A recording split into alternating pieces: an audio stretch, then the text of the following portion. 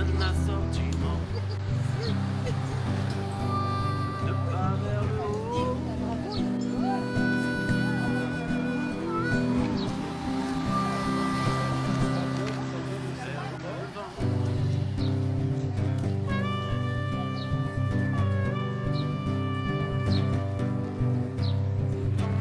Qui t'amène à laisser partir tes chaînes, entendre les sirènes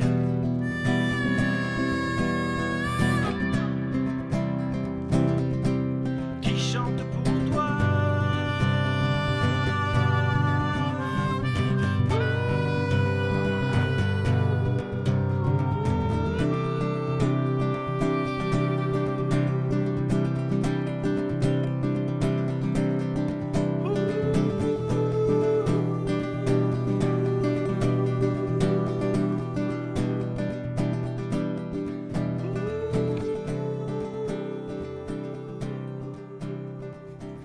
Donc comme on rond-point peut venir jusqu'ici et qu'ils ont besoin de tout le terrain. Parce que si encore il y avait que mon terrain, mais là ils prennent mon terrain, ils prennent le terrain d'à côté qui fait 50 mètres large comme le mien, ils prennent encore autre 50 mètres un terrain en verger qui est à M. Saki qui fait également 50 mètres, ça fait 150, et ils prennent encore 30 mètres plus loin à M. Barber. Hein. Donc comment 180 mètres pour faire un rond-point de l'arche. Et alors non seulement le rond-point, mais ils prennent par toutes les parcelles qui sont plus ou moins impactées, ils prennent toute la parcelle. C'est-à-dire comme là-bas au bout du champ, il y a un champ d'olivier. Normalement, la route prendra 6 mètres, comme elle me devait prendre moi, 6 mètres. Ils prennent tout le champ d'olivier qui va là-bas à 200 mètres plus loin. Ça sera quoi en définitive? Et c'est ça le problème. Le problème il est là. Le problème il est là. Et après, au fur et à mesure qu'ils s'éloignent, qu'ils continuent, c'est partout, ils prennent toute la parcelle qu'ils impactent et ils la prennent toute. Alors je ne sais pas pourquoi ils en ont besoin. Ils en ont besoin sûrement, à mon avis, pour plus loin là. Hein? Parce qu'à Serré, le seul point qui reste de place c'est ici. Et ils sont coincés ailleurs. Donc c'est quoi? C'est le terrain constructible, des zones, ainsi de suite. C'est pour ça que la route, ils n'ont rien à foutre du golf, ils n'ont rien à foutre de quoi que ce soit. Et c'est pour, après, à l'avenir, avoir un terrain plat pour pouvoir vendre, au lieu d'acheter à 2 euros du mètre carré comme ils le payent, et ils le vendront après 80 000 euros les 400 mètres carrés. Voilà, c'est tout. 400 mètres Tout est là, hein. Pas de problème. 400 mètres carrés? C'est du vol. Du vol manifeste. Légalisé, oui. Bon, ma foi, s'il y a suffisamment de monde pour faire échouer le plan, on espère. Parce que ce n'est pas ça, c'est pas ça qui va alléger la circulation d'un Serré. Au contraire. Parce que les gens qui vont aller d'ici, ils vont pas ne pas entrer dans le Serré, pour venir ici pour rentrer dans le Serré. Hein. Ça se justifie pas. Ça, hein. Alors qu'ils ont une déviation qui pourrait être toute faite, et c'est la voie ferrée. Chez nous, Montauban, ils l'ont fait ça. Il y avait un problème comme ça. Ils ont utilisé un pont de la voie ferrée et maintenant, tout se passe impeccable. Alors pourquoi ici, ils ne sont pas capables de le faire? Hein? C'est ça le problème.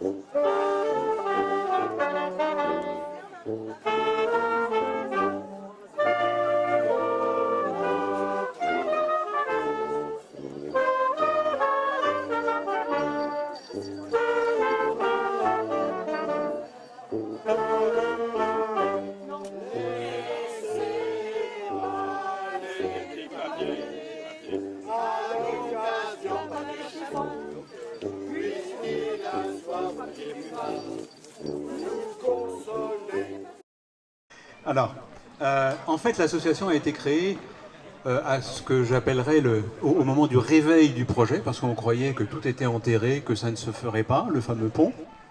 Et puis, au mois de juillet 2019, certains propriétaires ont reçu une lettre des domaines qui venait évaluer leurs biens sans autre forme d'information. Et donc là, ça a commencé à mettre un peu le feu aux poudres. On s'est dit, oula, il faut faire quelque chose. Donc très vite, il y a un petit groupe qui s'est formé, de gens composés en partie de propriétaires et en grande partie d'habitants de Céret et de sympathisants de la région du Val-Espire. Je dis ça parce que certains ont voulu faire courir le bruit que c'était une association au service des propriétaires. Loin de là, et d'ailleurs, vous verrez à travers les actions juridiques en cours, les choses sont bien séparées. Les propriétaires mènent leur action d'un côté, et nous, on défend l'intérêt général. Et donc, on s'est donné comme but, pas seulement de s'opposer à ce projet de pont, mais d'informer les habitants sur un certain nombre d'aspects sur les projets publics, des aspects qui sont plutôt souterrains et qui n'apparaissent pas dans les documents officiels.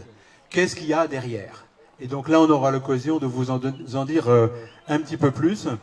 Le but est également de veiller plus généralement à tous les projets qui nuiraient à la qualité de vie des habitants du Val-Espire, selon une certaine optique, mais bon, bien entendu, aller vers plus de respect de la biodiversité, de la nature, plus de bio, etc. Tout ça, vous connaissez. Et puis, si ça ne va pas, lancer des actions en justice. On a mis ça directement dans nos statuts, parce que c'était évident qu'il fallait y arriver. Et pas seulement ça, on veut aussi proposer des alternatives. Donc, dans l'atelier qui va suivre, on va effectivement vous faire état de l'avancement de nos réflexions, auxquelles vous pourrez d'ailleurs contribuer. Et puis nous passerons une bonne partie de l'après-midi en compagnie, je dirais, de notre grand témoin pour toutes les causes injustes, de la défense des causes injustes, c'est-à-dire Marie-Monique Robin, que vous attendez effectivement, puisque là, elle a un recul sur les problématiques que l'on a ici, qui est unique.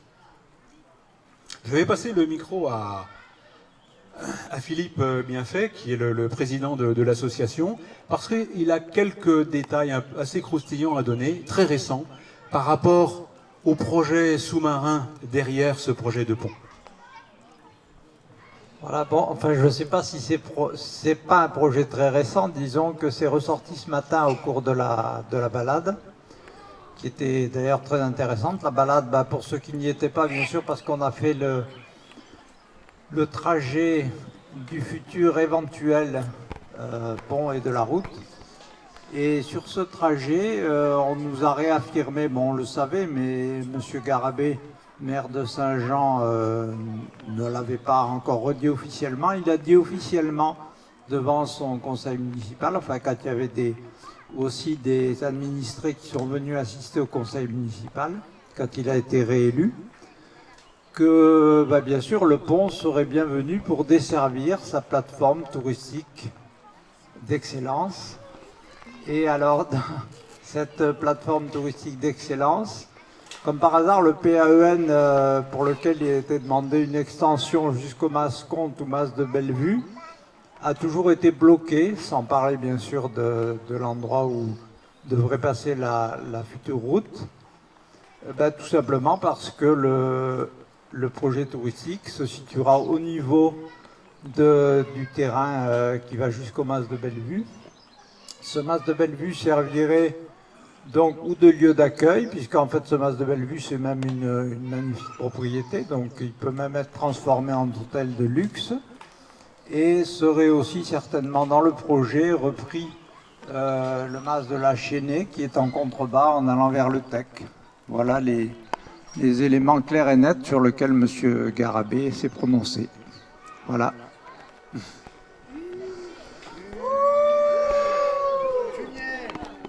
Et il a été réélu avec 65% des voix. C'est interpellant. Vous faites bien de préciser, 65% des 30% qui se sont exprimés, des 35%. Juste avant de lancer les débats, je dirais, Pour nous, ce projet, en fait, il est le symbole d'une époque qui s'achève. C'est un projet du passé. Un projet du passé parce qu'il repose sur une idée de croissance à tout prix, qui passe par la bétonisation, la perte de surface agricole, la relance grâce à de grands travaux. Vous allez voir qu'en septembre, on va en reparler. Et puis des grandes infrastructures qui alimentent la spéculation foncière et voient grossir les friches agricoles. C'est quand même la cause principale. C'est pas la seule, mais c'est la cause principale. Et donc, c'est toujours la première pierre à des projets pharaoniques orientés vers le tourisme de luxe, comme ça vient de nous être confirmé. Donc, à nouveau, recul de surface cultivable, sacrifice de zones sauvages où vivent encore quelques espèces rares et qui, effectivement, font qu'aujourd'hui, le département figure encore pratiquement dans le pelon de tête au niveau des départements français en termes de biodiversité. Mais pour combien de temps encore? Et il faut relativiser par rapport à là d'où on vient et pas là où on est aujourd'hui. Enfin, en tant que trésorier de l'association, j'en profite pour vous rappeler que cette journée a été organisée pour contribuer au financement des actions juridiques que nous menons. Et d'ailleurs, je vais enchaîner là-dessus. Donc, le financement qui peut se faire par une boîte qui circule. Vous pouvez signer, pour ceux qui n'ont pas signé encore, vous pouvez signer la pétition, parce que c'est important quand on s'adresse à des organes publics, de pouvoir annoncer un nombre important de signatures. Donc n'hésitez pas à relayer ça à vos proches et les inciter à signer. Et sinon, vous pouvez aussi adhérer à l'association, c'est à partir de 5 €, donc c'est symbolique, minimum 5 €, je précise. Voilà. Donc maintenant, je vais demander à Frédéric Balaguet de me rejoindre. Il a un doctorat de droit de l'urbanisme, donc c'est le profil parfait. Donc je vais lui demander de présenter en fait tout ce qu'il nous a proposé jusqu'à présent comme action juridique et quel est l'avenir, je dirais dans la limite de la confidentialité nécessaire vis-à-vis de certaines actions sensibles. Attends. Bon, avant de commencer, moi je voudrais remercier tout le monde, notamment Jean-Marie, tous les gens de l'association, pour l'organisation de la journée d'aujourd'hui, parce que c'est extrêmement bien organisé. Et je voudrais tous vous remercier pour ça, parce que voilà, notamment Yolande là-bas qui depuis tout à l'heure a préparé le taboulé. Enfin, c'est très appréciable de passer une journée comme aujourd'hui. Alors, comme Jean-Marie l'a indiqué, l'association, dont Bien Vivre en Val-Espire, s'oppose au pont. Il faut comprendre et savoir de quelle manière on peut s'opposer au pont et comment cela se traduit juridiquement. Comment on peut faire pour que ce pont et cette route ne se réalisent pas. Alors il faut faire un petit historique pour le comprendre. Dans les parcelles ici qui se trouvent entre la RD 618 et la RD 615, il ne vous aura pas échappé que ce sont des parcelles qui appartiennent à des propriétaires privés. Le département, c'est une personne publique. Donc pour faire la route, il faut qu'elle devienne propriétaire des parcelles qui se trouvent entre les deux ouvrages en cause. Et pour ce faire, il faut exproprier ces terrains, puisque évidemment les personnes ici ne veulent pas vendre leur terrain au département, donc il a fallu que le département les exproprie. Comment ça se passe? Pour pouvoir exproprier, le département doit demander l'autorisation à l'État. C'est l'État qui va autoriser le département à acquérir les parcelles de manière forcée. Et pour ce faire, il faut adopter une déclaration d'utilité publique. On ne peut exproprier des personnes privées que si l'opération que la personne publique veut mener, ici le département, est d'utilité publique. Comment ça se traduit juridiquement? On a un arrêté préfectoral qui est pris après enquête publique et qui déclare le projet d'utilité publique. Bon. Donc il y a eu une enquête publique en 2010 et la DUP, pour parler avec un langage un peu techno, la DUP, la déclaration d'utilité publique, date aussi de 2010. Bon, le projet est resté jusque, je crois, en 2019, lettre morte.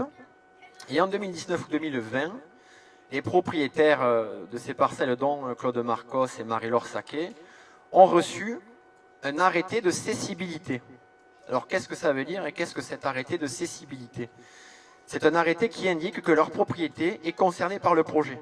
Donc c'est un arrêté qui désigne expressément la taille de la parcelle et la parcelle qui est concernée par le projet pour que le projet puisse être mené. Donc tout est parti de là. Tout est parti de cet arrêté de cessibilité parce qu'on a pu contester cet arrêté-là avec Marie-Laure et Claude. Et par le biais de cette contestation, on a pu se fonder sur le fait que le projet n'était pas d'utilité publique. Voilà pourquoi on peut aujourd'hui dire et contester le fait que le projet n'est pas d'utilité publique. Ça a été l'objet d'une action au tribunal administratif. Donc on a saisi le tribunal administratif de Montpellier pour contester l'arrêté de cessibilité et la déclaration portant utilité publique. Et à cette occasion-là, dont j'ai dû faire une plaidoirie devant le tribunal là-bas, qu'on a perdu, et c'est une plaidoirie en référé, donc il y a encore l'instance au fond qui va arriver. C'était la première mi-temps, la deuxième mi-temps viendra. Donc quel est le type d'argumentation qu'on peut faire valoir à cette occasion? Pour être assez rapide, mais vous connaissez en fait les arguments qu'il y a contre ce pont, et le juge, pour lui parler avec un langage juridique, il faut lui expliquer qu'il y a plus d'inconvénients que d'avantages à faire ce projet. C'est ce qu'on appelle la théorie du bilan coût-avantage. Donc ici, les inconvénients, vous les connaissez.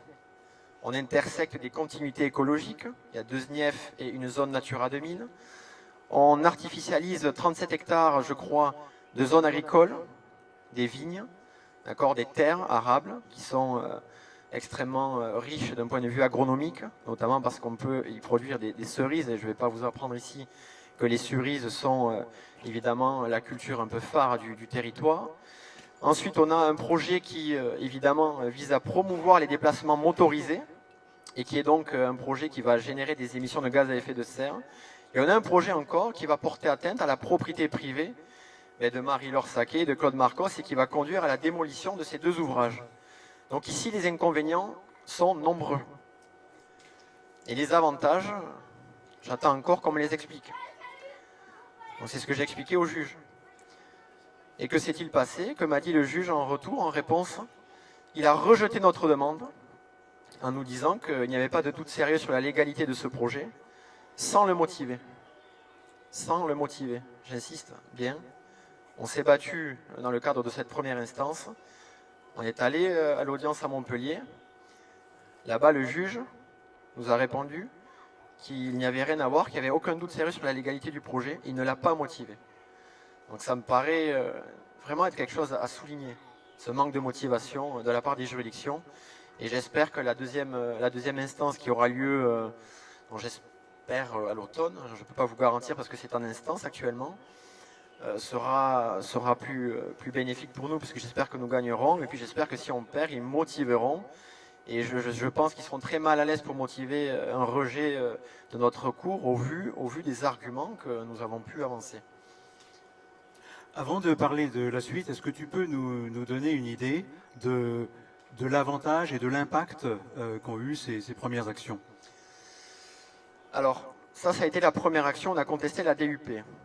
Je vais faire vite après pour le reste, parce qu'on a contesté aussi le schéma de cohérence territoriale. Alors, qu'est-ce que c'est que cet acronyme barbare? Le SCOT, c'est un document d'urbanisme qui va planifier l'organisation du territoire à l'échelle intercommunale. Ce SCOT, il a posé le principe du pont. Il n'a pas indiqué exactement où il allait passer, il a juste dit qu'il y aura une connexion entre les 2 routes. Donc on a dû contester aussi ce SCOT. Donc il y a une deuxième instance à Montpellier, on a contesté le principe même du pont dans le SCOT, document d'urbanisme intercommunal. Et ensuite, le PLU de la commune de Céret contient aussi le projet de pont. Précise un peu le PLU. Le PLU, donc le plan local d'urbanisme, c'est un document d'urbanisme qui est élaboré à l'échelle communale et qui va préciser de manière, dans le siège du SCOT, la manière dont l'occupation des sols va devoir se faire à Céret.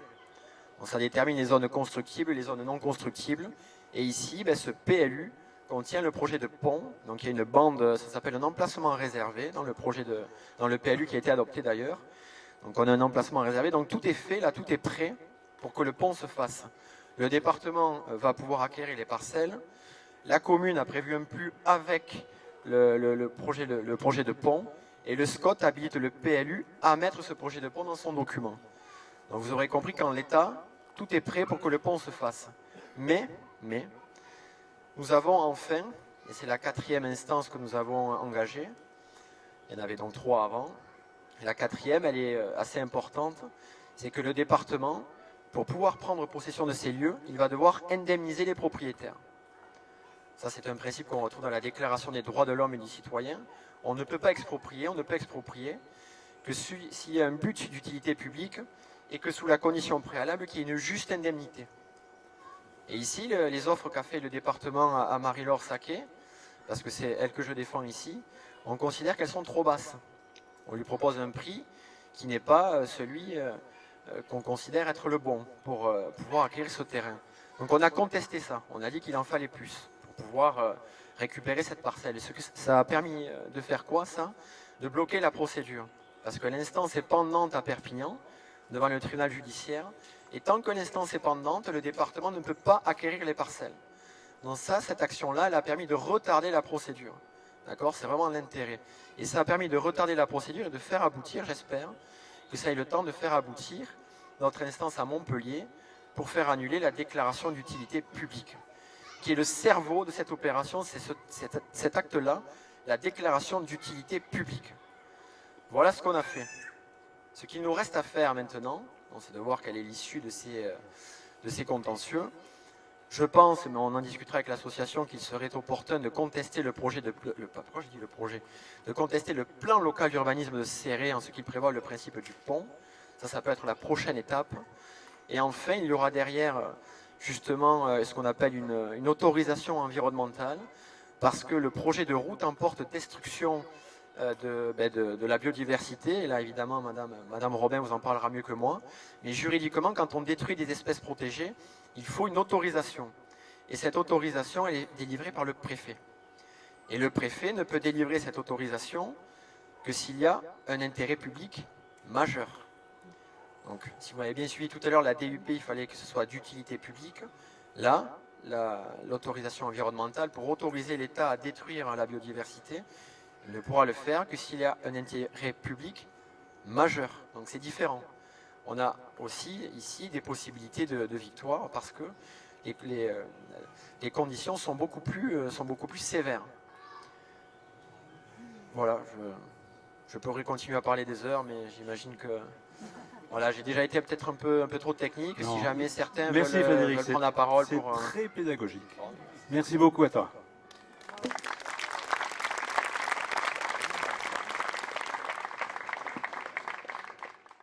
Pour ceux qui arrivent, on est à l'endroit où le pont arriverait.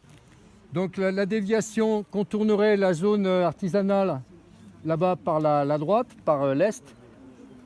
Elle viendrait en face ici, elle traverserait ici et elle partirait en direction du sud.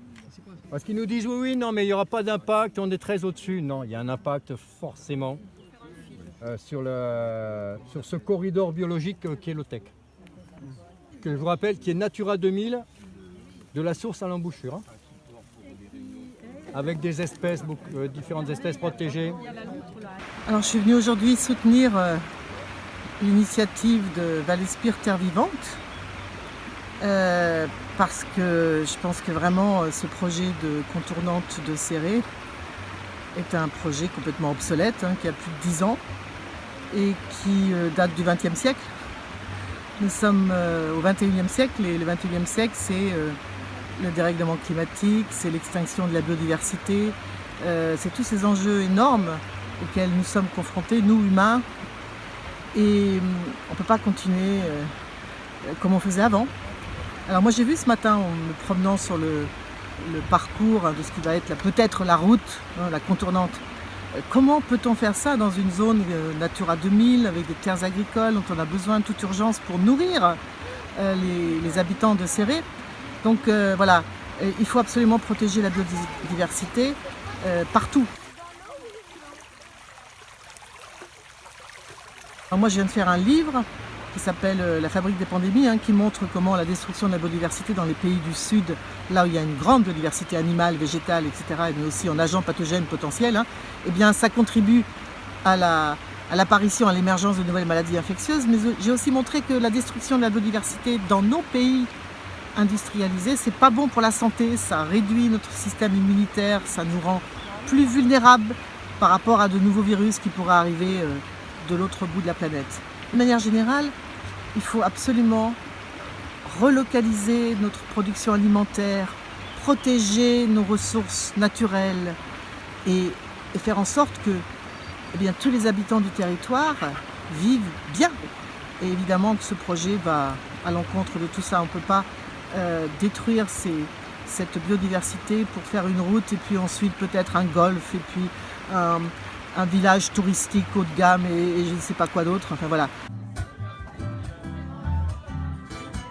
Moi j'invite tous ceux et toutes celles qui vivent ici à soutenir l'opposition à ce projet. Et puis je m'adresse aussi à la présidente du département, n'est-ce pas, Madame Hermeline Malherbe, qui soutient ce projet. Je m'adresse aussi à la présidente de la région, Carole Delga, qui aussi soutient ce projet. Alors toutes les deux ont mis en avant lors de leur campagne électorale leur attachement à l'écologie. Et bien maintenant on veut des actes concrets. Il faut que l'écologie ce ne soit pas que des belles paroles qui vont dans l'air du temps. Il faut que ce soit aussi des actes. Et l'un des premiers actes à poser, c'est évidemment d'enterrer définitivement ce projet de contournante de Céré.